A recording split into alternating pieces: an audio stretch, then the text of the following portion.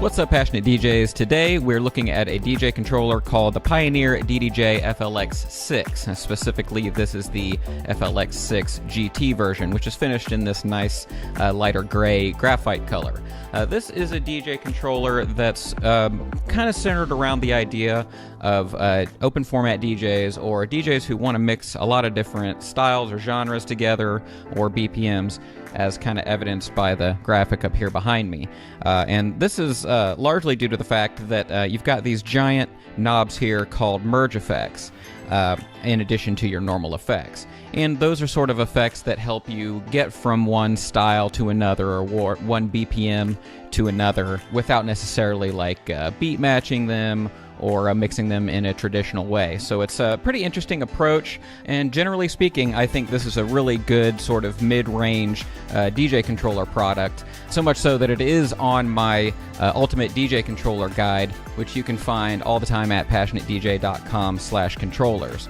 So what we're looking at here is a pretty close to full-size controller. It's got the jog wheels that are the same size as CDJ 3000s or the DDJ 1000, but it's not a perfect controller, and so we're going to talk about some of the compromises and things that you'll find on this controller. Now, before we get on with it, I do want to just quickly mention that we have launched our YouTube membership program. So if you want to get early access to videos like this, it just costs a couple bucks, and it really helps us out. So you can sign up using the link below, click any join button that you find on our YouTube channel, or all the time you can just go to passionatedj.com/join. So without further ado, let's look at the FLX 6.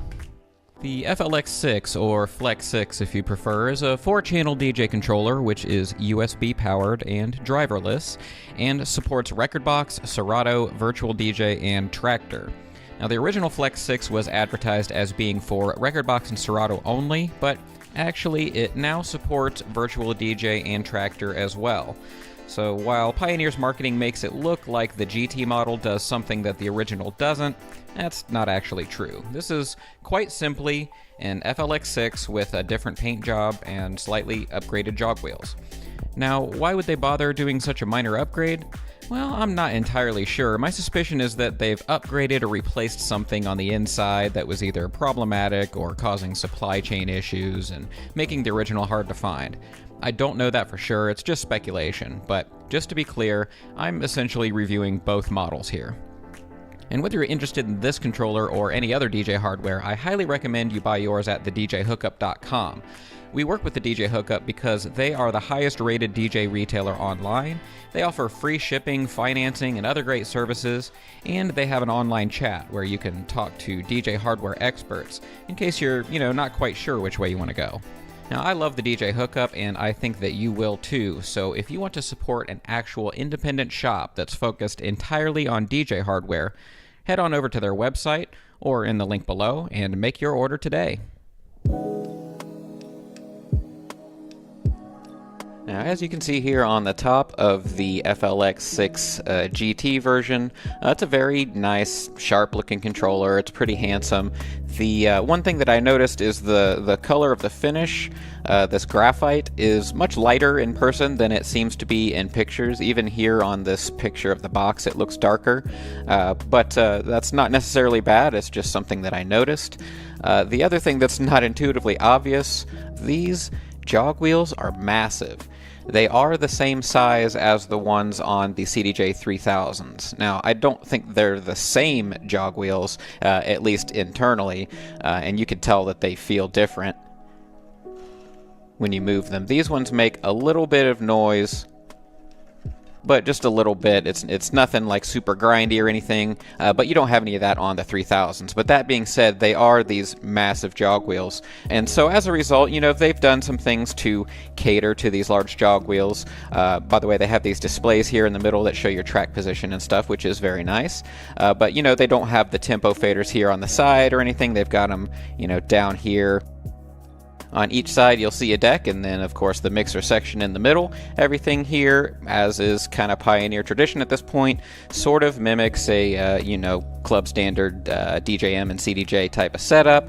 But there are some differences. So you'll notice here in this gloss black section here where the effects are, the main effects, you know, they're a little bit de-emphasized compared to some other Pioneer devices. You know, rather than big, you know, clicky knobs where you can select the different things, you just kind of have like little toggle buttons for selecting your effects banks, selecting which channel you're applying it to, and the beat division, and then of course your parameter adjustment, so your level or depth, and then the release effects button here that you push to actually engage it.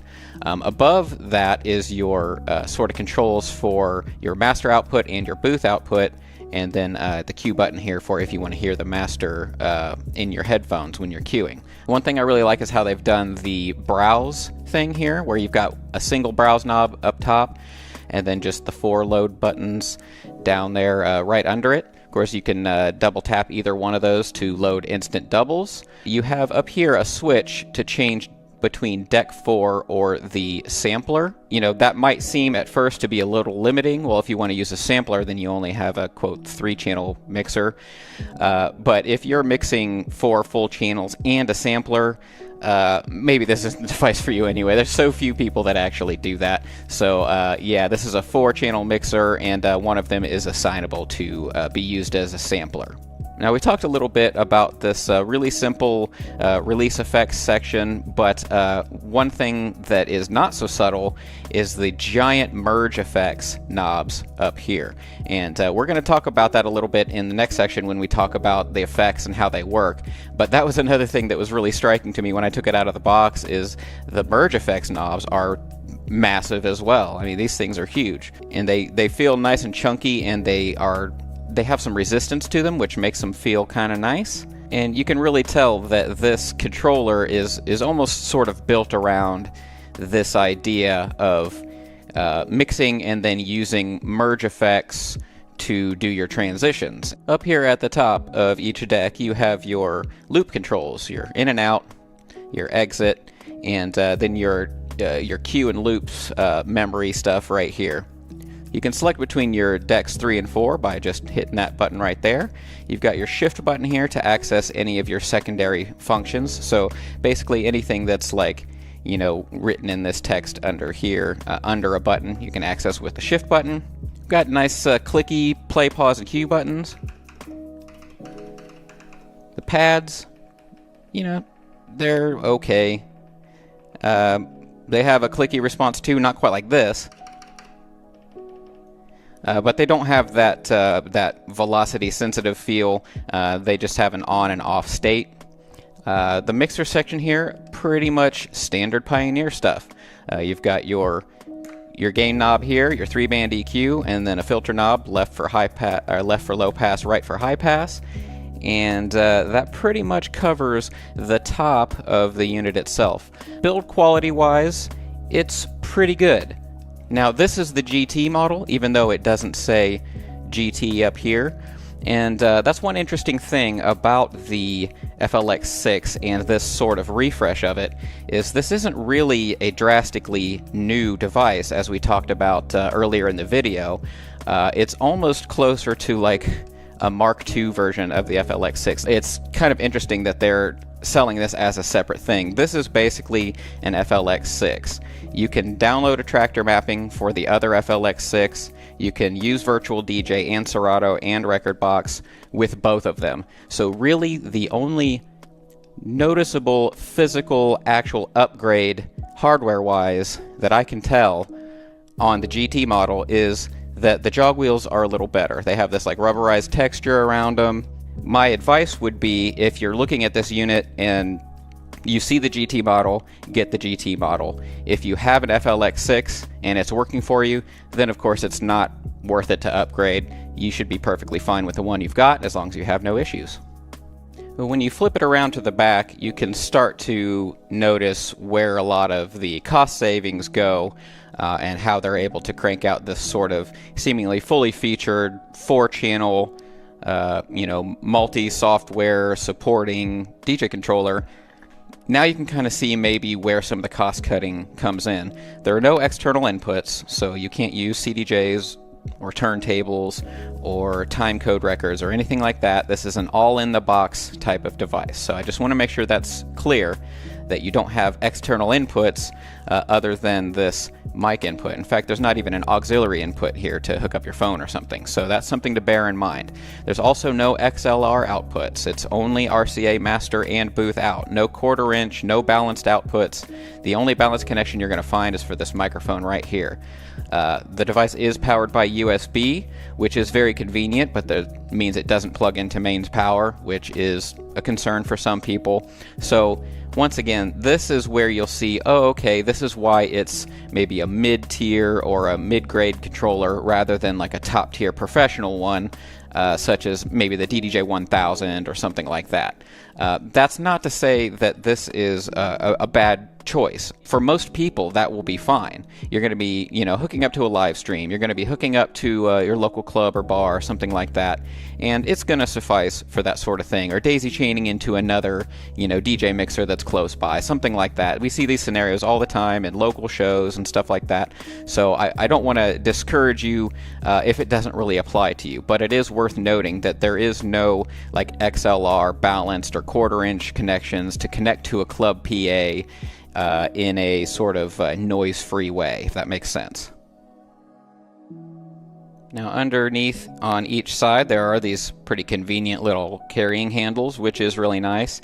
And the controller is not overly heavy. It's large enough. It's got to hold those large jog wheels after all, but it's not super heavy. It's not cumbersome. It's really easy to carry around. Really convenient for as large and spaced out as everything is here.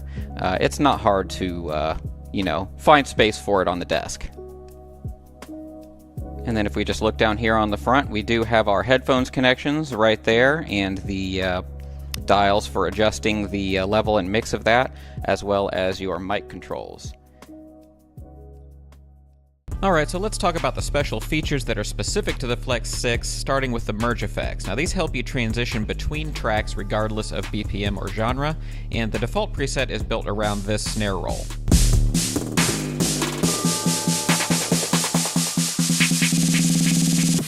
You'll notice that the effect starts and ends with hitting the button in the middle, and you adjust the effect by twisting the knob, in this case making the snare roll faster. This transition effect will basically go on forever at the current parameter setting until you tell it to stop by hitting the button.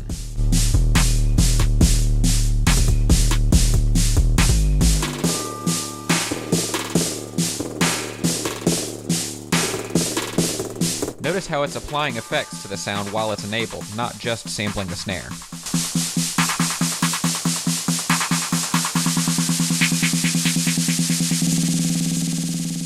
Here's the second built-in preset, which is built around this continuous riser sound instead of a repeating snare drum.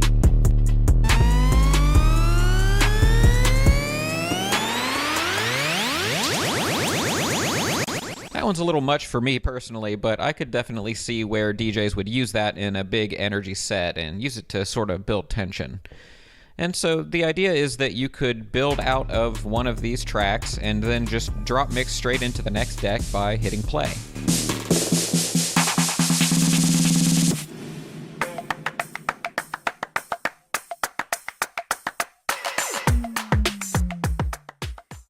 Okay, so here's how this works. You can see right here, this is the loop that I was just playing.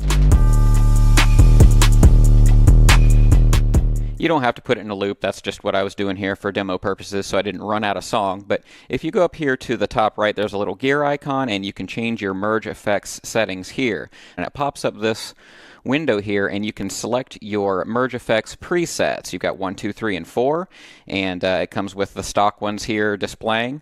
And basically you have two different types of merge effects. You've got risers and drops. And when you have a drop, one that says drop at the end, like space drop or zip drop, then it will play a sample at the end, kind of after the sound stops, it'll play a sample. The riser will kind of build up and up and up and up and then do the release effects, kind of like we were showing. So if we look here at build effects, there's a drop down menu, and you can change the type of effect that's applied as soon as you turn the merge effects on. So here we've got a filter echo. I'll turn it up a little bit.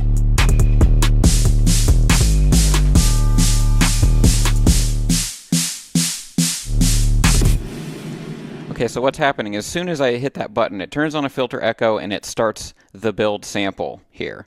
And that's the sound that starts oscillating or repeating as soon as you turn it on. So both of these two things happen as soon as you hit the button. This one, the release effects, this is what happens when you let go or when you push the button again to kind of turn off the merge effects. So these turn on, you twist the knob, it changes the rate that this is happening at, and then it does a release effects, which in this case is an impact snare, which is just that that you hear at the end of this one. Drop sample doesn't do anything on this because this is a riser effect, not a drop effect. So once again, here's what that sounds like.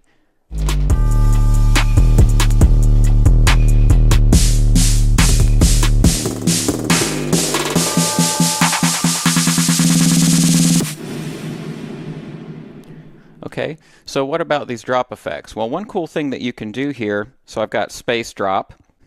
So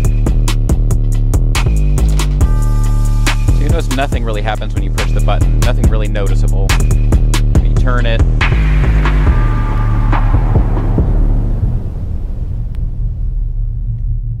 and if we were to leave it there, it would just kind of do that little rumble there. So you hit the button, and then it'll vinyl break echo out, right? So one thing that you can do is add a drop sample here. So you could do, let's do the horn noise and see what that sounds like. And by the way, one thing that I notice is you have to change to the effects, the merge effects again. You can't just leave it here, or it'll keep doing the same thing it was doing before. So you actually cycle through back to merge effects of 3 and merge effects of 3, and then we will see what it sounds like.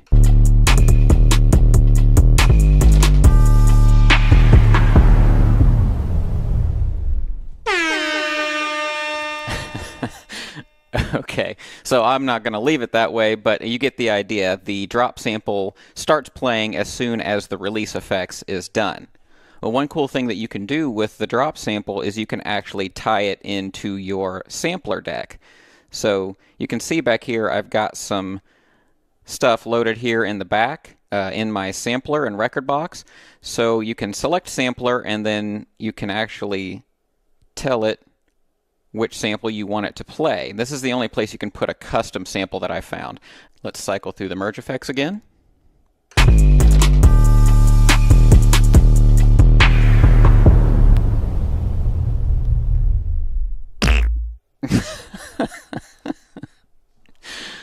Okay, so I'm 12, but the idea is you could put any sample in there from your record box sampler and you can play whatever sound you want there.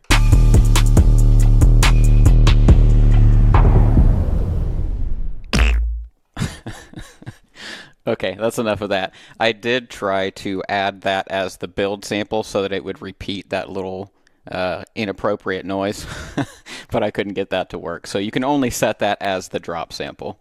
So I actually think this merge effects thing is pretty cool. It's been a little controversial, you know, to more experienced DJs. You know, they're kind of saying this is cheating or whatever. I see this as a pretty neat tool to be able to, you know, go between drastically different genres or BPMs or something like that. I do think it can sound a little bit cheesy. It's going to be something that's really easy to overdo. Most of the stuff is built on presets, and you can select the samples and stuff that are built in, but you're going to start hearing this effect over and over again if DJs over-rely on the merge effects. But that being said, that's a DJ problem. That's not a problem with the FLX 6. The thing that does worry me about it is that you'll become reliant on this. So if you, say, want to upgrade to DDJ 1000 or CDJs or anything, if you just want to move to any other device, this isn't going to be here. And then what are you going to do? It's not teaching you, you know, how to actually transition between tracks. It's doing a lot of the heavy lifting for you. So that's something to bear in mind is, yes, this can be a good tool. Just bear in mind that it only exists here. Now, moving on from the merge effects, there's another exclusive feature on this device called the jog cutter.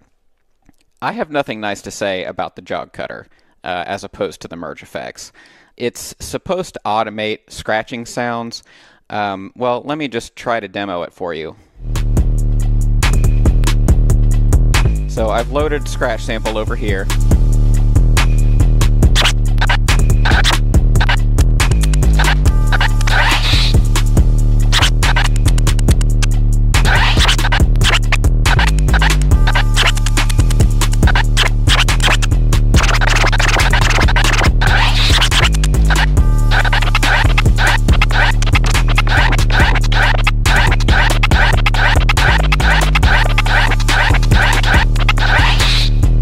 Okay, do you see how long it took me to even find a scratch that sounded right?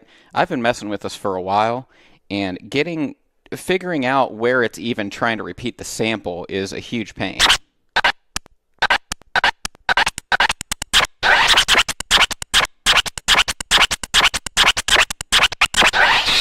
You know, I just can't ever get it to sound good. It never sounds like a natural scratch. I can't even call this a cheater feature because it doesn't sound like scratching. I thought I must be doing something wrong, so I looked up Pioneer's demo of this, which sounds like this.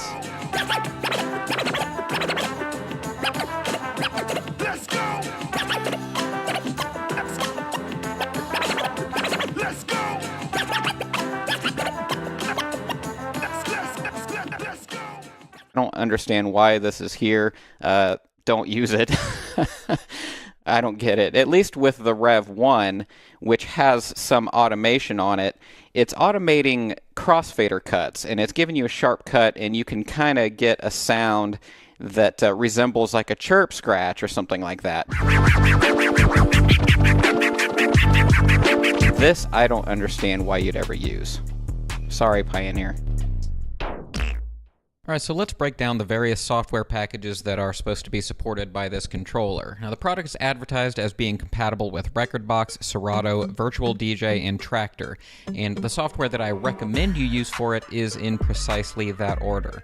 When you get to the non-Rekordbox software packages, merge effects don't really exist, so they try to offer an approximation.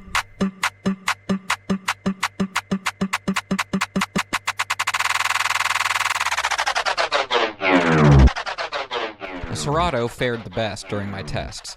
It was just as plug-and-play compatible as using it with Rekordbox, in that you can just start it up and go. But as you can hear, well, Serato's doing its best to imitate the merge effects from the true Rekordbox version.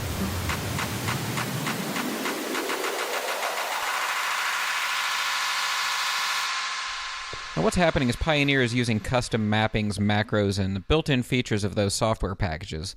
So, you know, if you combine loop rolls and reverbs and turntable break effects and so on, you can get something that kind of works like the original merge effects. But it's not nearly as good nor as customizable. You know, it's immediately obvious that it wasn't really meant to do this.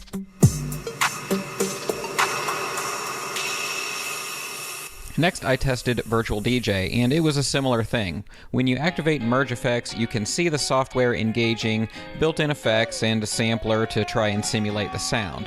Again, I see what they're doing, but it's not as good as the Rekordbox version. I also noticed that the functionality is slightly different for each program. For example, why does the select button do this?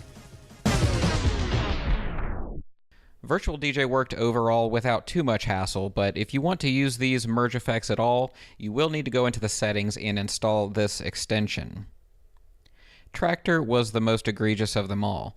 There's literally a 2-page guide on how to get this working with Traktor, so much for plug and play, and it's the same sort of thing. There are built-in Traktor effects and functions to make an approximation of merge effects with weird quirks that don't match the other software.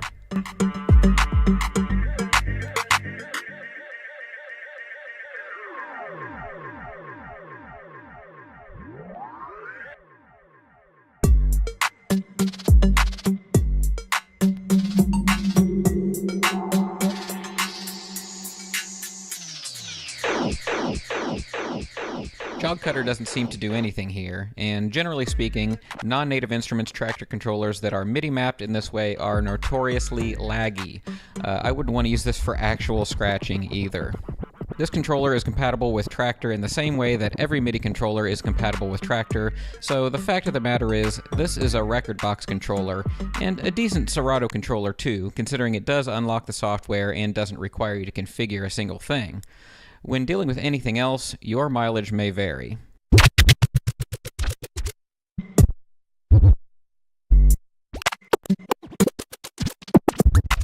Okay, so that brings it to a close. That's the FLX 6, this is the GT model, and I do recommend this controller for, you know, a certain kind of DJ. First of all, the DJ who's going to be changing between different genres all the time, the merge effects could be a lifesaver. They are really handy for, I want to go from, 130 BPM house to this 90 BPM whatever pop song. How do I get from here to here without making that too incredibly jarring? So that does give you an option for doing that. Though once again, if you get too married to that, then it's like, what happens when you move on from this controller? You don't have that anymore. But that minor concern aside, I think merge effects are actually kind of cool. Not a fan of the jog cutter, as I mentioned before, but, and there are a few other compromises, like the lack of balanced XLR outputs and things like that. Not everybody needs that stuff, right? And this is a mid-range controller, so if you're kind of asking, if you have, kind of mixed feelings on a controller like this, then why is it one of the ones that you recommend on your guide? Well, that's because this is a mid-range controller. That price range is all about compromise. It's why it exists, right? So if you want the balanced connections, if you want to, some of the things that are missing, like a, track skip feature, hardware mixing, stuff like that, then you can step up to, say, the DDJ 1000, which is my top overall recommended DJ controller right now. But not everybody needs that stuff. So you can save a few $100s, plus you can get these cool, merge effects and things like that, and save yourself some money. So, at this price point, I don't expect it to be perfect. I expect it to be good. And the complaints that I have about this controller have to do with its gimmicks and its marketing. And neither of those are really a problem if you go into this knowing what you're getting, right? I think that if you go into this with a clear head and you say, hey, this is a great controller that supports multiple software packages, that has nice big chunky jog wheels, but it's easy to carry around and is affordable, this is the one. So thank you so much. I hope that helps. If you want to get an FLX6 or Flex 6 GT or however you want to say it, be sure to get yours at thedjhookup.com. I put a link down in the description below. The DJ Hookup makes all these videos possible when we're doing these hardware reviews and stuff. So shout out to them. Thank you guys for being awesome and doing what you do. Be sure to like and subscribe if you like content just like this. Also, check out our audio podcast using your favorite podcatcher. We'll see you next time. Thank you so much, and keep on spinning.